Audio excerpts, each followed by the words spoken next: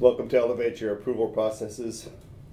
I'm Bob McDonald, Senior Drupal Architect at Kalamuna. I'm Ultra Bob on Drupal.org, and I'm originally from Idaho, but I lived in Japan for 24 years before I moved to Canada just over a year ago to join Kalamuna. I love making things, both physical and digital, that extends to approval systems in Drupal, which I've made several of over the past few years, and I've gotten fairly good at it. So that's what I'm here to talk about. And I really care a lot about making sure that the systems I build are empathetic and consider the user first. So I'm going to try and inject some of that into the talk today.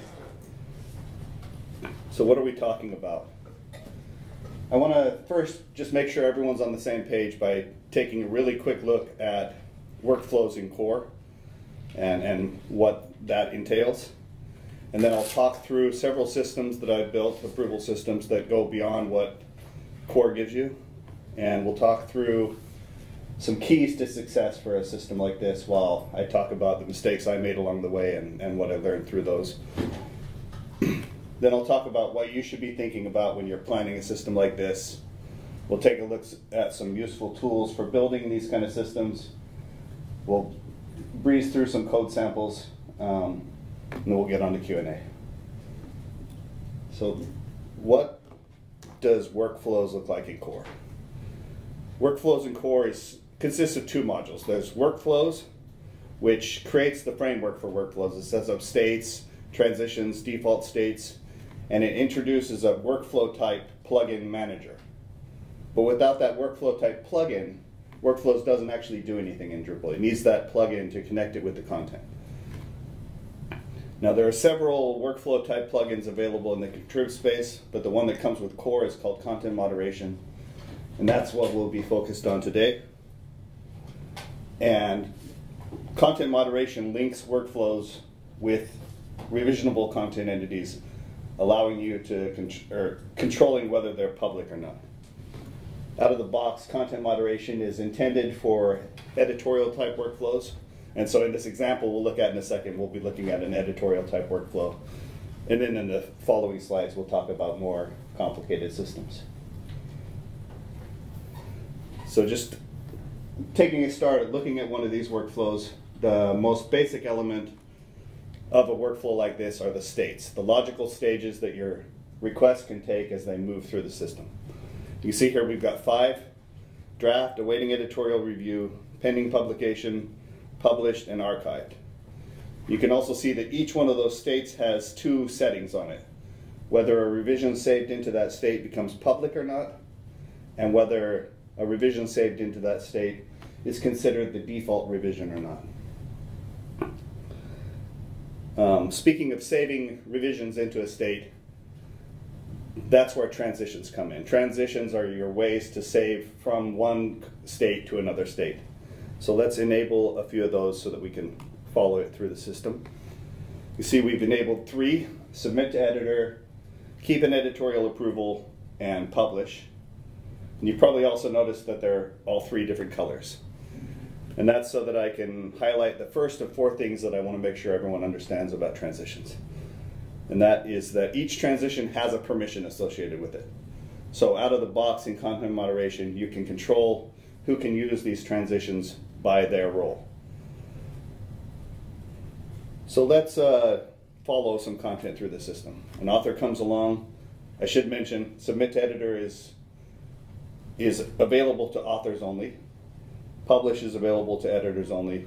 And keep an editorial approval is available to both. So an author comes along, creates a draft, and submits it to the editor. And then while it's in awaiting editorial review, they make several revisions to it to get it ready for publishing. And they'll use the keep an editorial approval transition in order to save it into the same state. And that leads me to the second thing that I want to make sure everyone understands, is that you need a transition for every path between states, including transitions for saving into the same state. If we didn't have this keep an editorial approval transition here, given the transitions we can see on the screen, the only option if we made a change to that content and we didn't have transition B, would be to publish that content the next time we made a change. So let's do that. The editor decides it's ready, and he uses the publish transition to publish it. But you probably noticed that the publish transition looks a little bit different. It's more complicated than the other two. And that leads me to the last two things I wanted to talk about transitions. First is that you can have any number of froms on a transition, but only one to. So publish is going from draft, from awaiting editorial review, from pending publication and published to published. And the other thing is that each from to pair has to be unique. So given that this publish transition already covers draft to published, we couldn't create another quick publish transition that would go straight from draft to published. You can only have each pair one time. Now this is just an overview of what that workflow might look like when it's completed. I'm not going to dwell on it, but I've got QR codes at the beginning and end of this talk if you want to go find that presentation later and look at this in more detail. You're welcome to. So let's take a look at a few approval processes and what's important to make an approval process successful. So the first project we'll be talking about today, I did for IGES. IGES is the Institute for Global Environmental Strategies. It's a climate change think tank in Hayama, Japan. And I joined them as a senior web developer in 2015. They had an academic publication database written in Zoops that they wanted to migrate to Drupal 7. And so that's where I got started with Drupal in earnest. I'd played with it before, but I hadn't really had a full project in it. And I built that academic publication database, migrated from Zoops. And the Institute liked it. So a couple years later, they decided that they wanted their entire website to be on Drupal. So bring the website in line with the academic publication database and do the whole thing on Drupal. So we did that in Drupal 8, but the part that's relevant to this talk is that they wanted to begin enforcing a long-standing publication approval policy with a publication approval process to make sure that any academic publication that they showed in their database had actually gone through the right kind of review that it needed to be made public. Workflows became part of Drupal core midway through the Drupal 8 release cycle, so we decided to build it on workflows. It was my first Drupal 8 project, my first workflows project, and mistakes were made. A lot of mistakes were made. We'll hear about a few of them in the future slides. The next system I also built for IGES. It was an intranet system. They call it the first approval flow that I put on the intranet site, they call their mission request system. It's basically a business travel approval system. So researchers can put in a request where they build an itinerary for travel. They list which staff are going to be traveling, and they also list what budgets are going to pay for that travel. And then each traveler on the mission request, their supervisor will have to approve them being gone on those days for those purposes. And for each of the funds that were listed as paying for the travel, the fund managers need to pay for that. So basically, from the point of view of content moderation, we have two approval states. We have funding approval and supervisor approval. But you may have picked up on the fact that if you have more than one traveler, or you have more than one fund, they might not have the same supervisor, they might not have the same fund manager. So there's actually more than one approval happening at each stage, potentially. Content moderation doesn't handle that, so we had to keep track of that and figure out when we're actually able to fire the transition to move to the next state.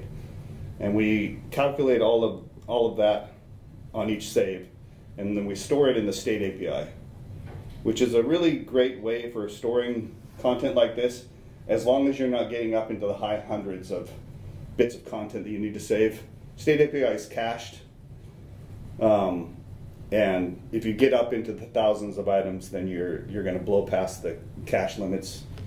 So then you need to find a different way to store it. But State API is a key value store, and it's a really simple and straightforward way. It's also very similar to the configuration API. So it's a pretty straightforward way to store all that data. And at the same time, we calculate whose approvals we're waiting for and those kind of messages that we're going to want to show on the screen, so that all of that is readily displayable when we need it and we don't have to calculate it on the fly. After we built the mission request system, we added on another system. I'll just briefly talk about this one because it'll make the examples later make a little bit more sense. The fundraising review system is for funding efforts, researchers who are building fundraising proposals to submit to funding agencies. We want them to go through some reviews inside the Institute to make sure that they're as good as they can be before they get submitted to the agency. Once they've gone through that review and they're get ready to submit to the agency, they let the system know when they expect to have an answer back on whether they got whether their proposal was funded or not. Once that date arrives, we start reminding them to come back to the system and let us know, was the proposal successful or not, and as far as you can tell, why or why not. And all of that goes into a proposal database to inform future fundraising efforts, just to try and give research a head start on being more successful in their proposals. But if it was successful, it automatically generates an entry in the project database, which is a database of all active funded projects at IGES. And that has its own little workflow. The accounting team goes in and adds budget lines to it, updates it to match what the actual contract said. And then those budgets are used as the budgets that you select in the mission request system. So it kind of goes full circle there. But fast forward to today, we're working on the second set of revisions for a newcomer donation network system to accept and vet donations for newcomers to Canada and match them with support agencies that can then get them to the newcomers who need them. We built that one in Drupal 10, and the thing that's a little different about that one is we built the donations as custom entities, so we can build all of the fields that are involved in a donation across different donation types are in that core donation type, and then we build bundles for the different donation types where we can differentiate those. So what are the keys to making sure that your approval system is successful? I think you'd agree that the first thing that's really important about an approval system is things get approved or declined, decisions get made. And a really key element of that is that things move through the system. And the way to make sure that that happens is notifications, letting people know what the state of things are, how things are moving, when they have something new to do. There's two kinds of notifications we want to talk about here. The first one you've all seen on Drupal, that on-site notification that pops up when something's saved. You want to alter those to make sure that they're giving useful information about what action that, whenever a user takes an action that has an impact on a request, you should let them know what impact it had on the request and also who was notified for what reason, so that everyone pretty quickly gets a solid grasp of what the system's doing, how it's working, and if they made a mistake, who they might need to go talk to about it.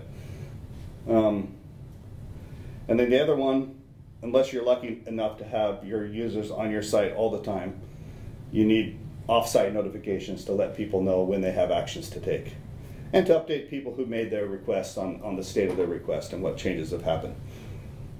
A big mistake I made on the publication database was that I built these email templates and constructed the email all in code during the code where I was handling the transitions between the different states that it went through in the process. And then whenever a request comes in to change that template, I have to go in and figure out where that piece of that template is coming from, make sure that we format in the way it needs, and it takes way longer than it should to make an email template change. And then the other thing that's important about these offsite notifications is that people often don't act the first time you tell them they have something to do. They're going to forget. They're busy. And so it's good to be able to reuse those notifications to send a reminder every once in a while. If nothing has happened on this request for 3 days, we send what you see in this bottom screenshot. It's reusing the same original template that we used for the initial reminder. We just leave space in there for a blurb that says, this is a reminder that this has been waiting your action for 3 days. On the publication database, I can't do that. Doing that will mean refactoring the entire code base that's handling that transition stuff to pull those email templates out. I wanted to do it, I never got to it. I don't work at ICE anymore, so it's somebody else's problem now. But we found that the message stack of contrib modules is really useful for making these email systems modular. It gives you a admin interface where you can handle the email templates. It handles token replacement, and then you just need to, in your code, send the right node to the email template when you're building it. It'll populate the tokens properly and send out the email. It works pretty well for email. SMS messages, Slack messages, Discord, a whole bunch of things might make sense. For most of the systems I've built, email has been fine, and message stack works great for that. Another thing that's really important for an approval system is that users trust it. They believe that they can see everything that's happened on the system, that there's no funny business going on. And one key element of that is just making sure that people can see what the status of their request is at any time, and they can tell whose action is being waited for. So the screenshot at the top of this slide is a list of proposals, and you can see that we can see the status right there at the top of each one. Both of them are awaiting supervisor approval, and then in parentheses that blurred out text is the name of the supervisor whose approval we're waiting for. And you can tell also that the currently logged in user is the approver whose name is blurred out there on proposal 293 because he has an action button that'll let him go review that proposal. Another really important element of that is keeping a log of everything that's happened on a request, so that you can always go back and say, okay, this person did their approval then. So we always include an approval log on every request that has a timestamp, the name of the person who took the action, and what impact that had on the request throughout the entire lifetime of that request. Each one has one. And then finally on this, we found that for a linear workflow, this timeline interface that you see at the bottom of the slide here is really useful, not only for telling you where exactly your request is right now and where it's been. It lets you see what's coming up really quickly. And the really nice thing about it is it lets people get a grasp of the entire workflow really quickly and helps people to kind of get their head around the system and use it more effectively in a shorter period of time. And then finally, well, not finally, I got a couple more. If you want people to use your system, you need to make it easy for them. Guide them to the right place, make the choices that they have to make intuitive, make it easy for people to do the right thing. So one thing that I do is on every system like this that I built, I put an actions dashboard as soon as you log in where you see a list of everything you could potentially take action on the system. And then everywhere where those items show up, if you have an action to take, there are clear action buttons that you can use to take action on it. So the screenshot at the top of the slide here is an example of one of those dashboards. You can see we've got a project here that's awaiting accounting team budget finalization and a proposal that's awaiting general and accounting SMO reviews. Clearly the person who's logged in now is an accounting team member. But you probably also noticed that the only piece of content on here besides maybe the ID number that is about this review and not about the state is just the title. And that's not enough for a person to make a decision about whether this is good to go forward or not. So that review proposal button doesn't actually do any kind of decision making. That just takes the user to the place where they're going to have the full content listed out and the buttons that will allow them to make that final decision. Now the prepare process entry, on the other hand, that's the project database. That's the stage where I talked about the accounting team going in and creating those new budget lines and making sure that the project entry lines up with the actual contract from the funder. That's going to take them to a big, long edit form for the project. And we're only asking them to change a few things about that project. Four things, in fact. And they're the 4 things that you see in that bottom screenshot, that checklist. And we found that adding this checklist into the bottom of that form in that case is a really great way of guiding the accounting team on what things they need to do and letting them keep track of what's been done, what hasn't been done. The validation we do on this is really simple. If you want to click the to final confirmation button without error, all 4 checkboxes need to be checked. We don't do any validation about whether the content entry has been done correctly. The system really can't figure that out. This is just there to let them know what they need to do and make sure that they can track it. And it also gives them the opportunity to update the FDA, click that box, and then keep it with accounting, come back and work on it later, or pass it to somebody else on the accounting team. And then one more thing on the interface. I think there's a pretty bad UX problem with core content moderation. In this interface that we see on the top right of this slide is the default content moderation interface for changing the state. This is a screenshot from our publication approval system. And this is a publication that's in unit leader review.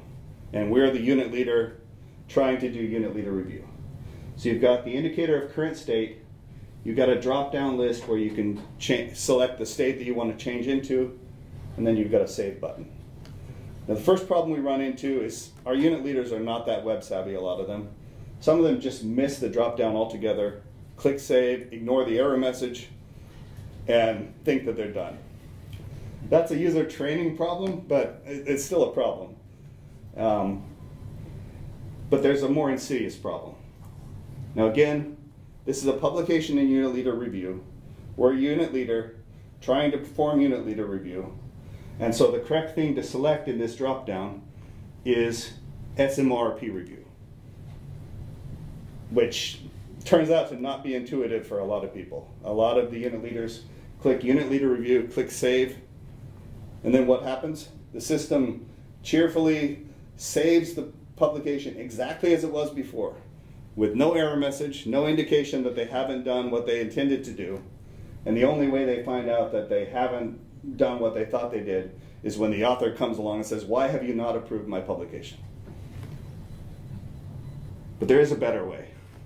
The workflows buttons module, I've recently become co-maintainer of it to try and improve it, because I think this should be the default interface that comes with content moderation. You see there's 2 examples of it. We'll look at edit mode first. We've got these buttons here, besides preview, are the same, doing the same thing as those drop-down items. But first of all, there's no drop-down, so people can't miss the drop-down anymore.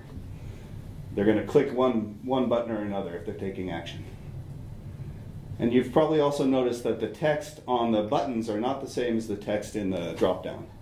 And that's because the drop-down is having you select what state you want to save into.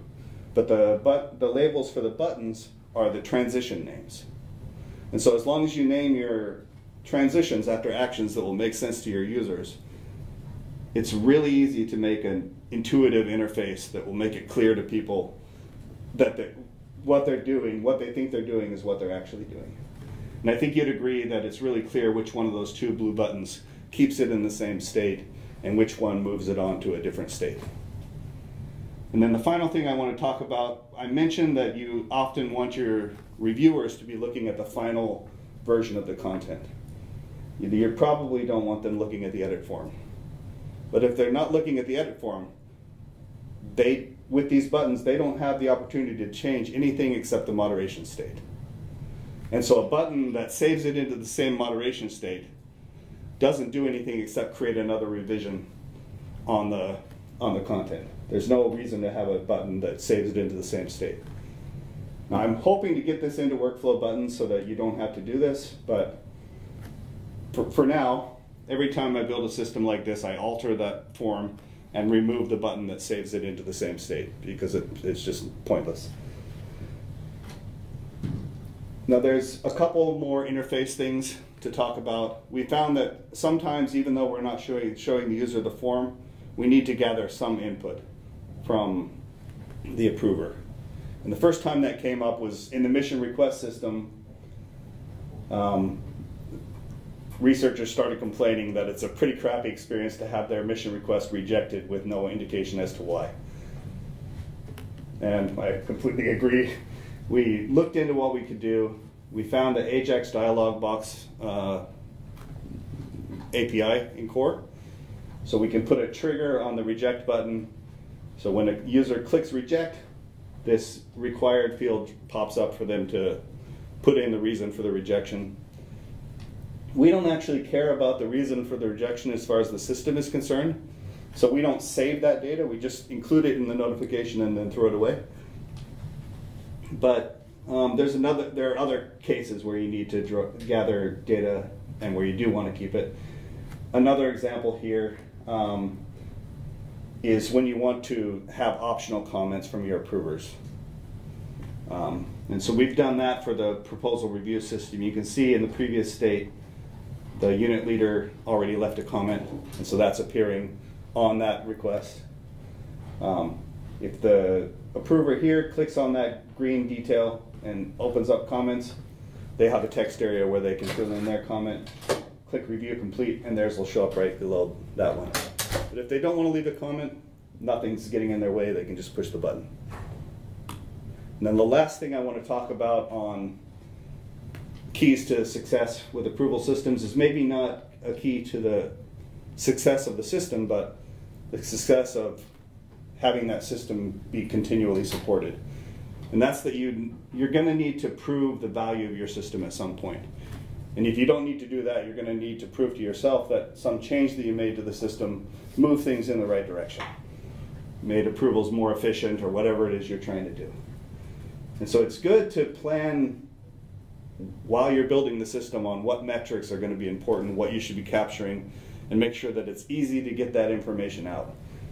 That's a mistake I made with the mission request system.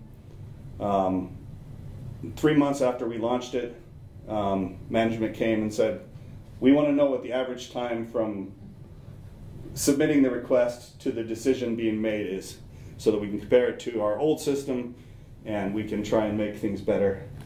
I hadn't planned for that at all. So what I had to do is download all of the approval logs, parse that text to figure out which entry there was the submission and which entry was the decision, convert those to dates that I could calculate a duration on, and then average all of those.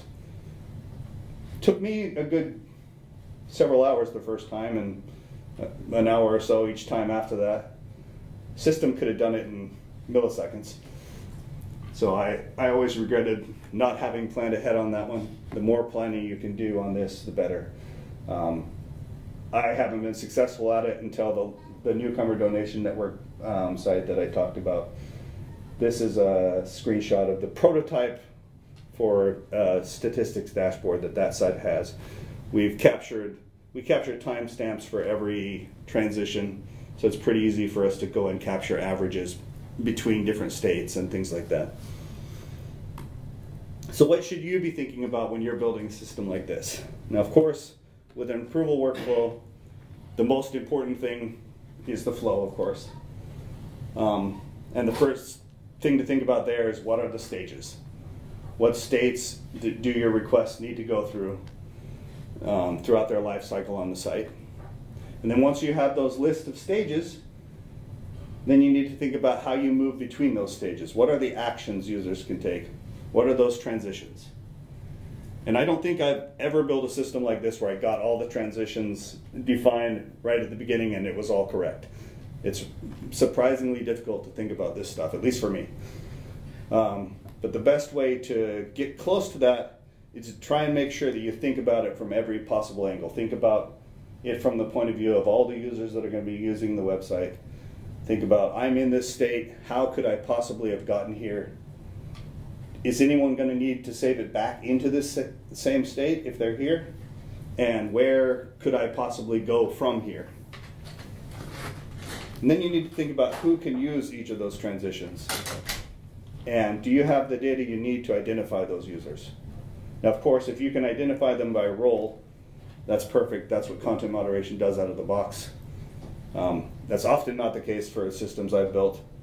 And just an example of where you might need to make sure you have more data available.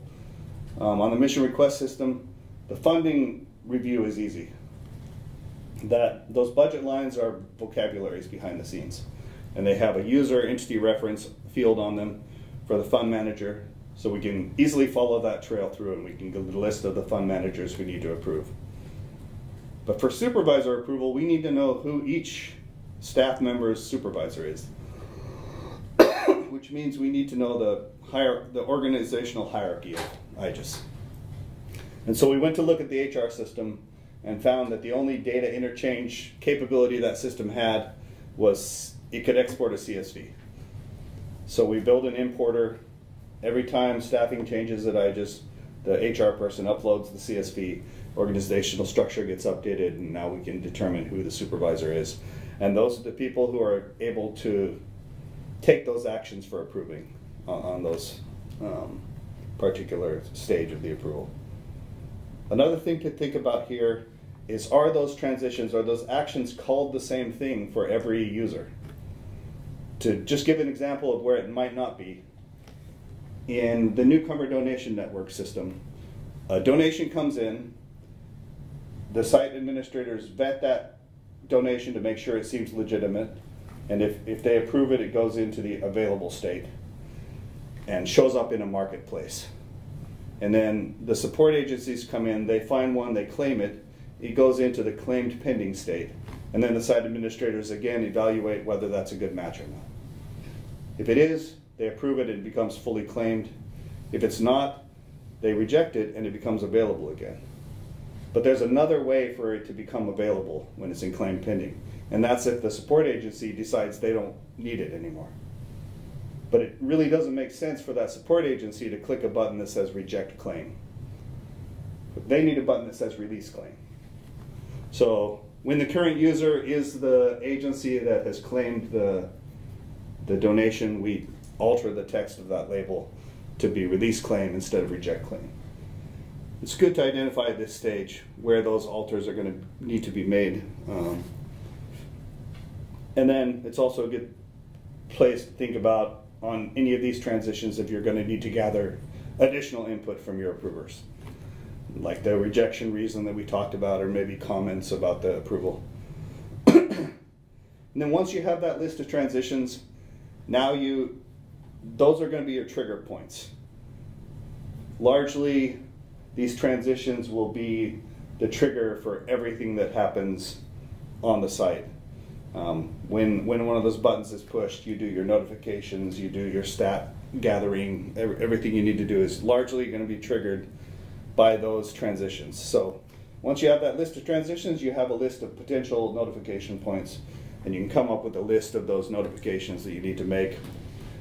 Figure out what the on-screen messages should be for each of those transitions, and figure out what off-site notifications you need about actions to be taken. And don't forget to notify the original requester of the change of state of their request. For some reason, for me anyway, that I tend to forget that, and they're the person who cares the most about that request. So it's always good to make sure that they're updated every time something changes on the request. And once you've got those list of notifications, now you have a list of templates to draft. And this is again where the message stack comes in handy. You can do it all in the interface. And then while you're drafting those templates, you should think with each one, is this something that it would be useful for me to send out, I don't know, 3 days, 5 days later if nothing has changed, to say, hey, you're going to keep receiving these reminders until the heat death of the universe if you don't act.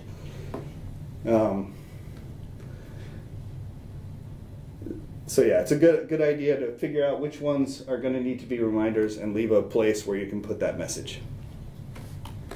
Whoops, skipped a slide. Beyond the flow, I don't want to harp on it, but the statistics piece has bitten me several times, so it sticks in my mind.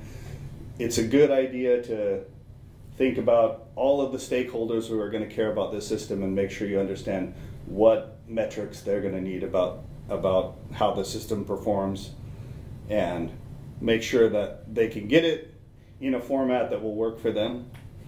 So you need to think about who's going to be gathering this. Is the site admin going to export it for them? What format do they need it in?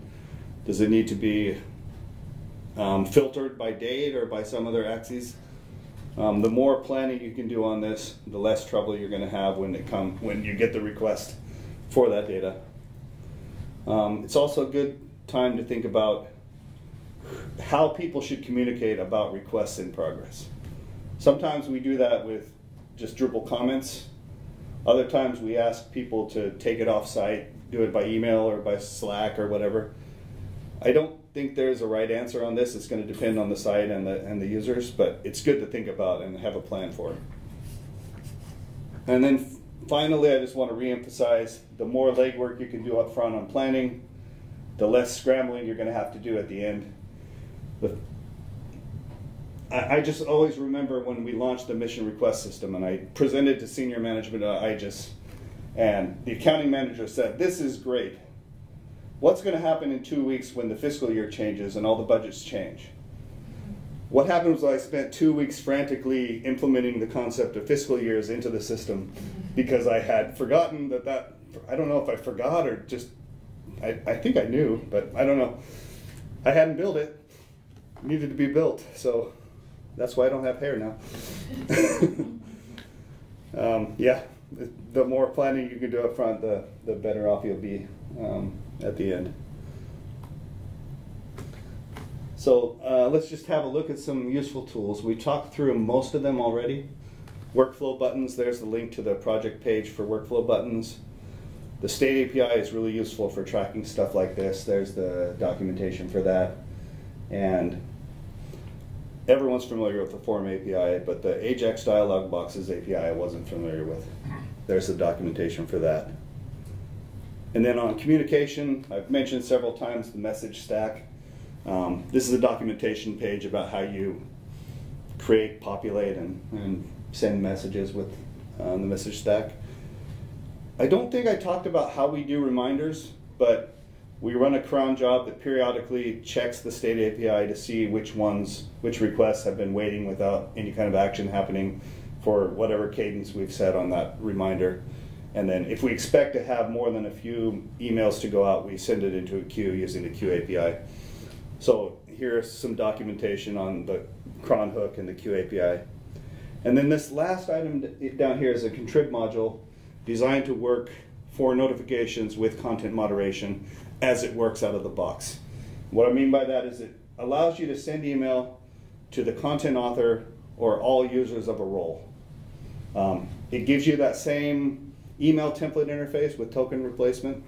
And so if your approvers can be identified by role, this will be a great time saver for you. It can do all of your notifications without needing to use message stack or something else. I've never been able to use it. It's always a little bit more complicated for me than just role. But if it matches your use case, that's great. And then finally, these last two tools are usually considered useful during development. But I found that they can be useful in production for systems like this. Mail safety allows you to do any combination of 4 things with email. You can stop all email from being sent. You can redirect all email to an email address. You can log all your email into a dashboard, or you can allow email to be sent as normal. So normally in your local development, you're probably capturing your email in Mailpit or Mailhog or something, so you let email go out as normal.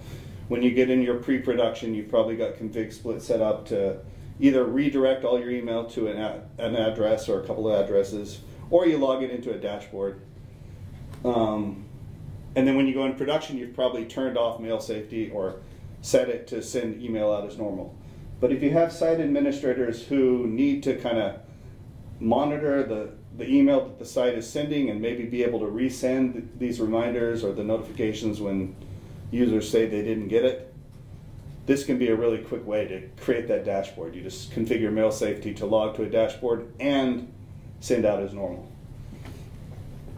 And then Masquerade, you're probably all familiar with Masquerade. It's great.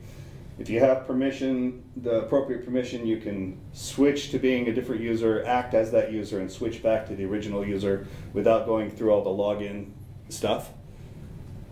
But if you're going to allow people to act as other users, and it's unclear that that's what happened on an approval system, that's a great way to erode all trust in your system and have people not believe that it's a fair system. And what this code snippet at the bottom of the slide does is allow you to identify when you're masquerading and figure out who the original user is. And so what I'd recommend you use that for is if you do decide, I failed to mention why we're using Masquerade.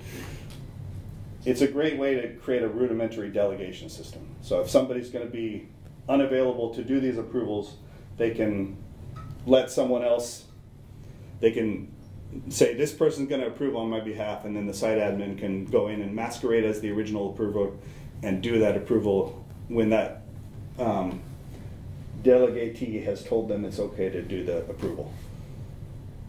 But then you should use this code snippet at the bottom to update your approval log messages and your notification messages to say this action was taken by this user on this other user's behalf. Just so it's crystal clear to everybody what's happening. Now, I'm not going to spend a lot of time on the code examples, but I've got a repo here which has all of these examples in a lot more detail. I don't know a lot more detail, but more detail anyway.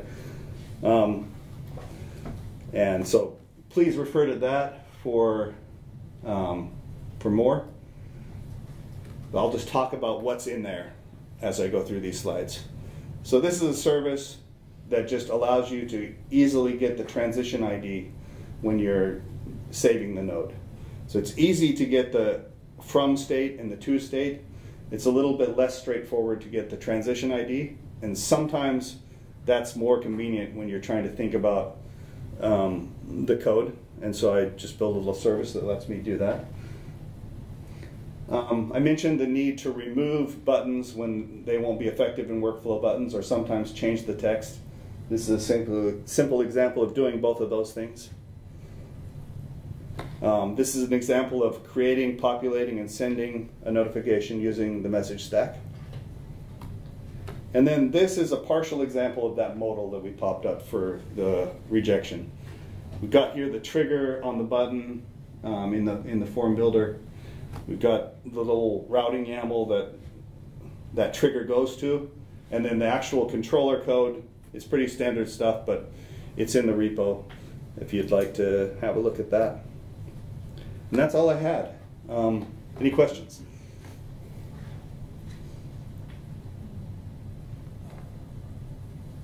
I have a question. Yeah.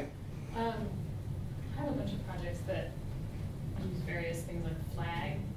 Can you replace the functionality of flag with content moderation? Is there really any need for flagging anymore? And then separately, I have a question about layout builder nodes, whether or not you can moderate those. Okay. Flag. I honestly haven't really used flag for anything. What do you use it for? Well, one of the projects I run is a citizen science project. It's called Butterflies and Moths in North America. So you can submit sightings of butterflies and moths you've seen, and it goes through a moderation workflow. And then many years after we built that, we realized people were emailing us and saying, hey, record such and such should be re-reviewed. It looks like it might be misidentified. And so we added on flagging and gave people permission to flag based on the rule. So okay. You can flag it and say, this needs to be reviewed again. But I'm just thinking, oh, perhaps I need to just roll that in and send it to a different transition state where maybe something happened. Right? Yeah. The flag's kind of just like, And I think you could. On the newcomer donation network, we have a reporting functionality. Like one of the donation types that system takes is housing. And housing donations could be an avenue for some pretty skeevy stuff happening. And we were worried that the site admins may not realize that, but the support agencies could see it, or maybe they've had previous interactions with this donor or whatever. They might be able to see cases where this is problematic, where the site admins couldn't. So we had a report button there, and that goes through a different kind of branch of the workflow where it goes into reported, and then the site admins review that and decide whether it is okay to stay public or. Yeah, so I suppose you could just use that as a different transition state. Okay, it just got me thinking. The other question I had is about, I have a site that involves a lot of partner sites, and so people are basically building these like, generic partner site pages and then layout that we were to put blocks on the page.